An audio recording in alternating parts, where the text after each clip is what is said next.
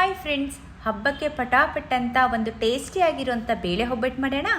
1 cup ಬೇಳೆನ ವಾಟರಲ್ಲಿ ಚೆನ್ನಾಗಿ ತೊಳೆದ್ಬಿಟ್ಟು 3 ಕಪ್ ವಾಟರ್ ಹಾಕಿ ಲಿಡ್ ಕ್ಲೋಸ್ ಮಾಡಿ 1 ವಿಸಿಲ್ ಹಾಕ್ಸ್ಕೊಳ್ತಾ ಇದ್ದೆ. ಒಂದು ಪಾತ್ರೆಯಲ್ಲಿ ಚಿರೋಟಿ ರವೆ, ಮೈದಾ, ಚಿಟಿಕೆ ಅರಿಶಿನ, ವಾಟರ್ ಹಾಕಿ ಚೆನ್ನಾಗಿ ಮಿಕ್ಸ್ ಮಾಡಿ ಆಯಿಲ್ ಹಾಕಿ ಸಾಫ್ಟಾಗಿ ಈ ರೀತಿ ಕಲಿಸ್ಬೇಕು. ಕಲಸಿ ಆಯಿಲ್ ಹಾಕಿ ಎತ್ತಿಟ್ಬಿಡಬೇಕು. ಮಿಕ್ಸಿ ಜಾರಲ್ಲಿ ಬೆಂದಿರೋ ಬೇಳೆನ ಹಾಕಿ ಸಾಫ್ಟಾಗಿ ಈ ಥರ ಪೌಡರ್ ಮಾಡಿಕೊಳ್ಬೇಕು. 4ರಿಂದ 5 ಏಲಕ್ಕಿನ ಪುಡಿ ಮಾಡಿ ಹಾಕಬೇಕು. ಒಂದು ಪಾತ್ರೆಯಲ್ಲಿ ಬೆಲ್ಲ ನೀರು ಹಾಕಿ ಪಾಕ ಮಾಡ್ಕೊಳ್ಬೇಕು.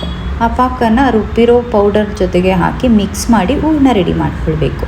ಆಮೇಲೆ ಈ ಹೂರಣನ ಹಿಟ್ಟು ಜೊತೆಗೆ ಸೇರಿಸಿ ಈ ರೀತಿ ರೆಡಿ ಮಾಡ್ಕೊಳ್ಬೇಕು. ಎಷ್ಟು ಚೆನ್ನಾಗಿ ಬರ್ತಿದೆ ಅಲ್ವಾ? ಇದು ನಮ್ಮಮ್ಮ ಹೇಳ್ಕೊಟ್ಟಿದ್ದು ನನಗೆ. ಅವ್ರು ಇನ್ನೂ ತುಂಬ ಚೆನ್ನಾಗಿ ಮಾಡ್ತಾರೆ. ಇದನ್ನು ತೆಳು ಹಾಕಿ ಕೈಯಲ್ಲೇ ತಟ್ಟಬೇಕು.